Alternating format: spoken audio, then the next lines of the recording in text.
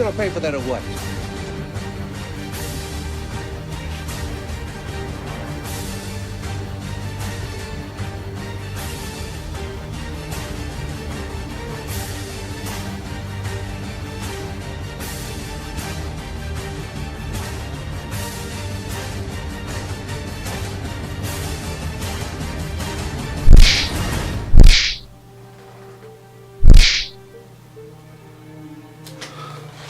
One that can see.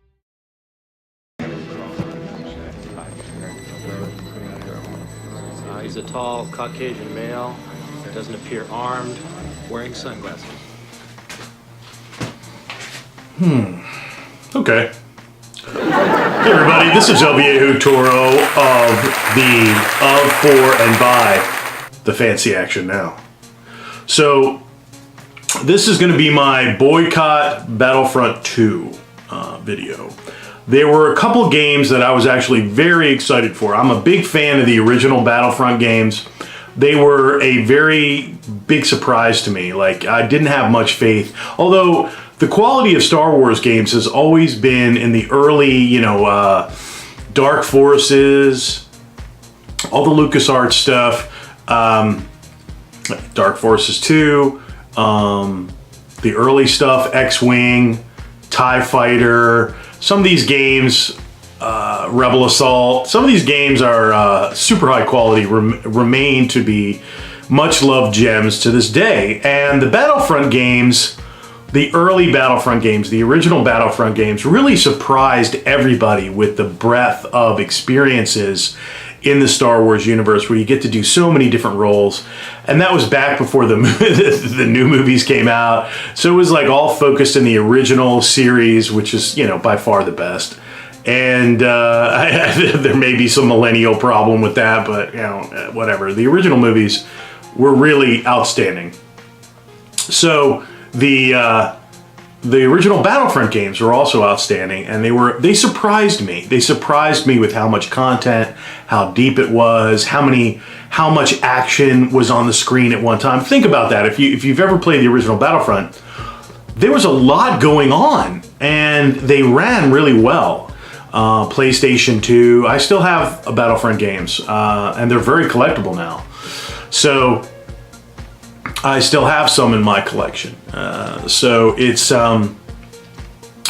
one of those things where the original, the first Battlefront, I eschewed that. I avoided that game. And I'm glad I did. Although I was kind of like, oh, maybe I should have picked that up, because when I started watching, you know, Let's Plays and things like that, and then it really just fell off a cliff. And there was a lot of angst and anger about content and depth and all those things that were so impressive in the original one. Yeah, did it look updated? Of course. But the other game, the original Battlefront and Battlefront 2 were superior, in my opinion, to what I was seeing. I mean, again, the visuals are updated. They're better. Yes, okay.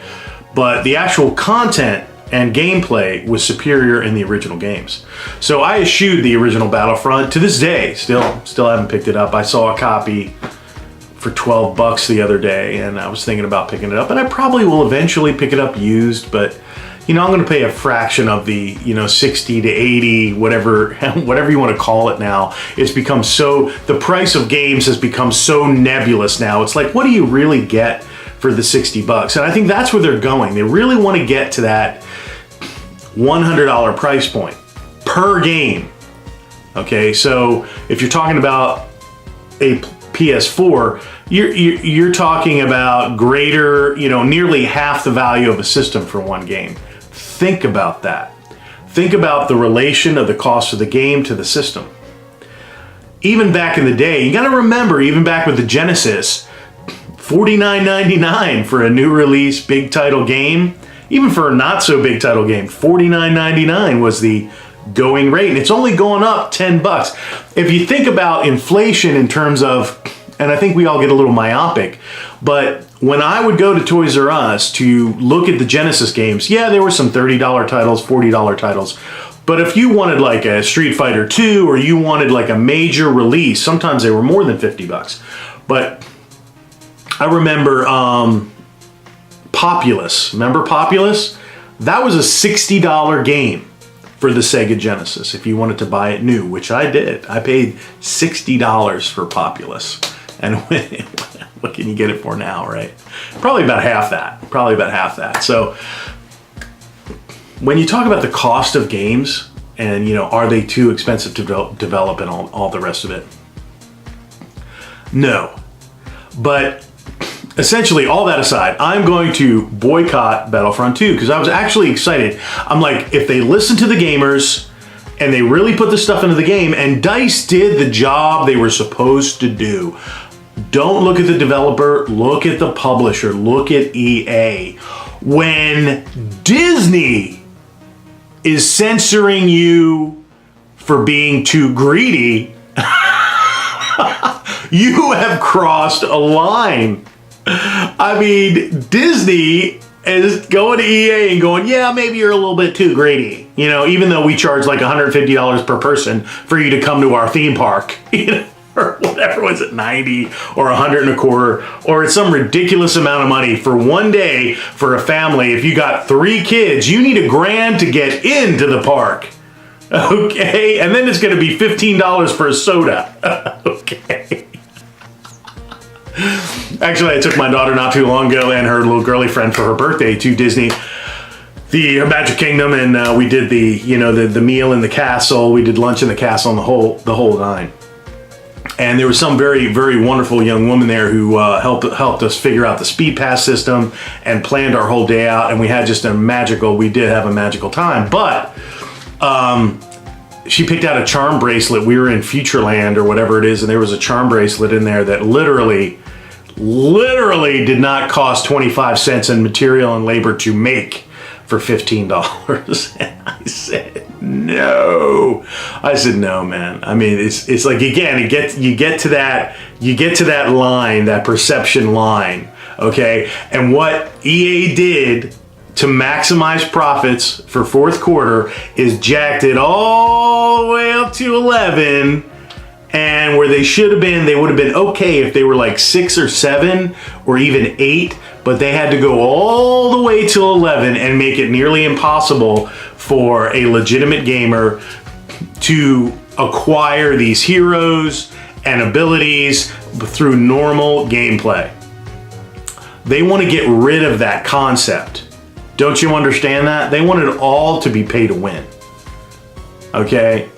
I mean, they're going to have that in there. I mean, literally the play to achieve or achieve by playing was put in there as a mere shadow, just as a prop, a facade that there's legitimacy into what they're doing.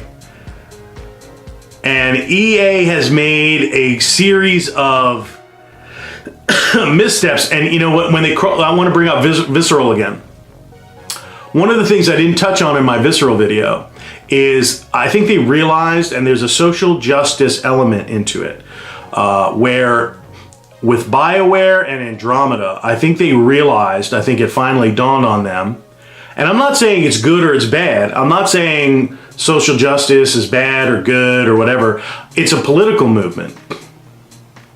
And for some reason, whatever it touches becomes poison to that entity.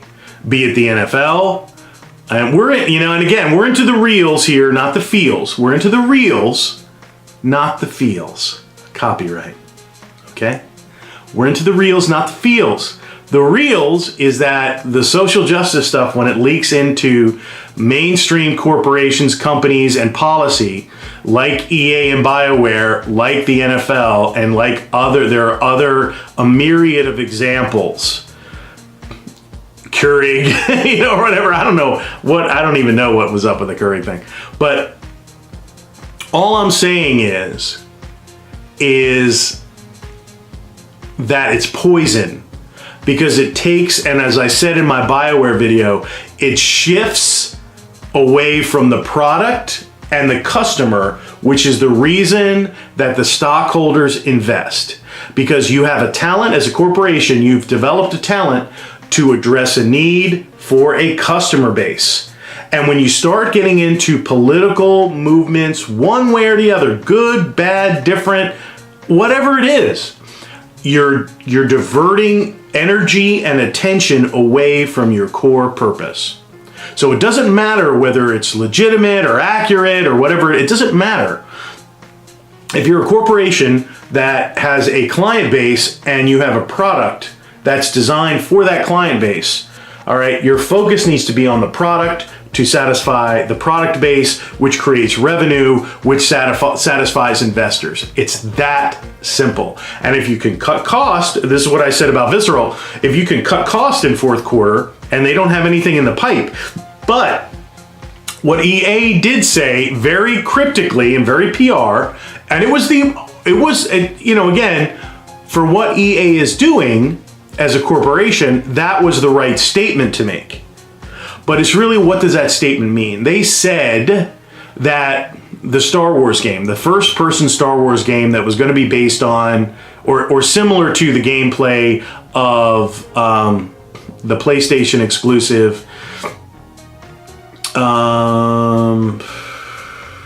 Uncharted. Right, there you go. I kept thinking of the guy's name and not the game. So it's the Uncharted series, okay? Extremely popular exclusive series. Microsoft ought to pick that up, run with that ball, and have that be their exclusive if they could do it. I don't know if they could. But right now, with their shaky involvement with EA, it's a good opportunity for other publisher developers to pitch Disney about Star Wars. And that will be happening. That's why they leaked a little blood into the water. Basically what they said is, oh, we may consider the exclusivity because they're under contract and they don't want to violate their exclusive contract with EA. But if EA is in breach of that contract, then they're open to look at other offers. And as even just with a license like that, even the whisper that there would be an opportunity for somebody to come in and work on that license is because it's $1 trillion license. I mean, if you take it over the life of the franchise, Star Wars is one of the most highest revenue generating licenses on the planet.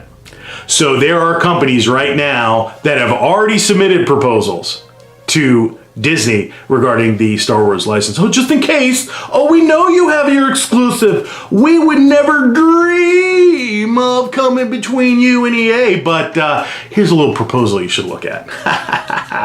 Yeah, that's how it's done, baby. If you're ambitious, that's what when they talk about business, cutthroat business, or being ambitious or being ruthless. If I was a company that was interested in the Star Wars license or producing products for the Star Wars license, boom, I would have had a proposal on their desk right after that press release. I would make sure it was prepared properly, but boom, it would be sitting just in case. I hope everything works out with you and EA. Anyway, so there you go. So EA closed Visceral because they didn't like the direction that the Uncharted Star Wars was going.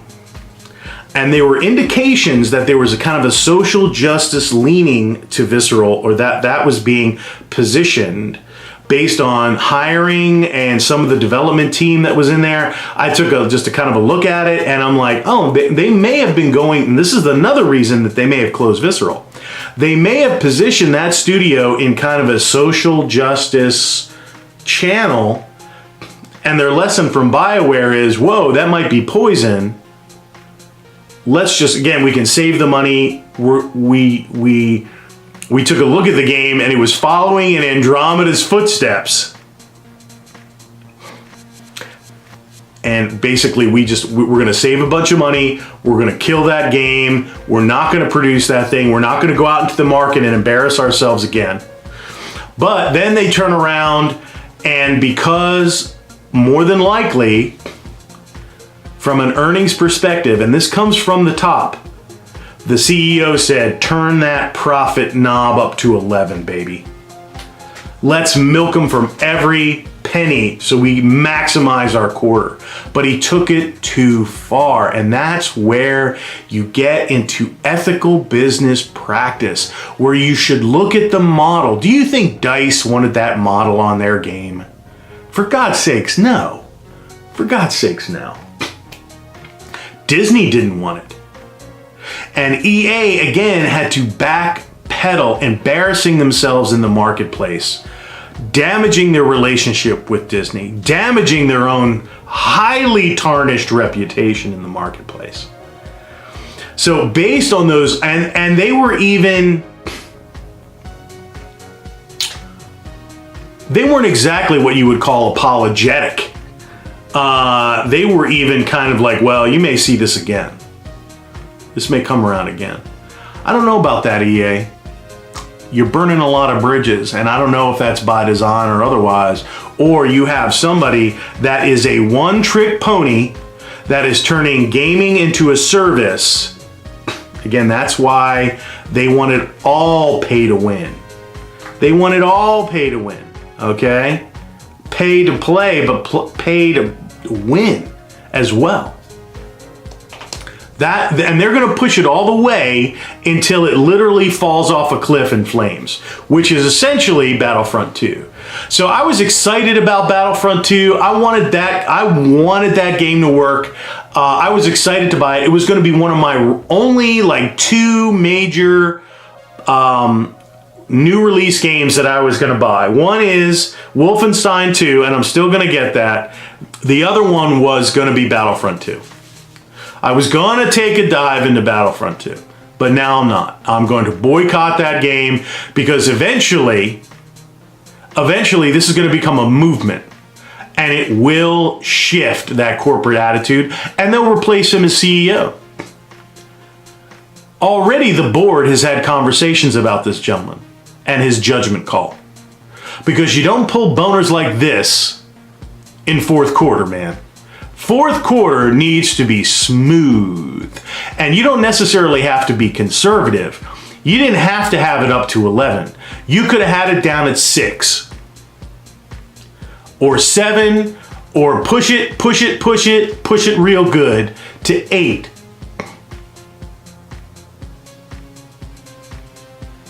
Okay? But you hump the bunk and you put it up to 11. And you ruined everybody's fun, and you basically, all of the enthusiasm, the marketing. You know, if I was in your marketing department, EA, for that game, if I was your director or vice president of marketing, I would be looking for a job. I'd be calling Disney and going, this chip isn't going the right way. Because you just undermined a year's worth of work and promo by being a little too greedy. Too much of anything is not good. And this CEO does not understand that. He's like, I'm a one-trick pony, turn it all up to 11. It's a service, it's not a game. Have a nice day. That's what this guy is. And those profits, those short-term gains, this is it, my friends, and this is it, board of directors, those short-term gains that you've realized are not going to last. And when the realization washes over you, it is going to be a hockey stick going the wrong way, baby. This is El Viejo Toro. I'm going to put to the board of directors of Electronic Arts, I'm going to put an offer out there. If you want a corporate-minded consultant that is customer and product focused to get you back on track, please give me a call. This is El Viejo Toro. Fancy action now for the people.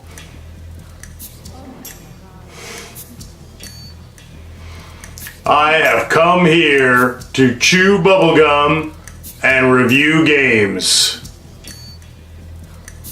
And I'm all out of bubblegum.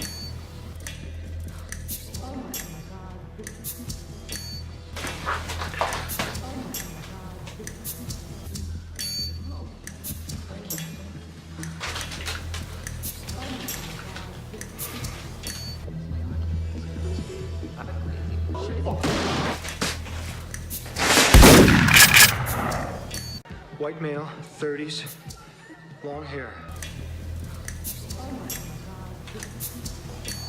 Mama don't like casuals. Wearing sunglasses.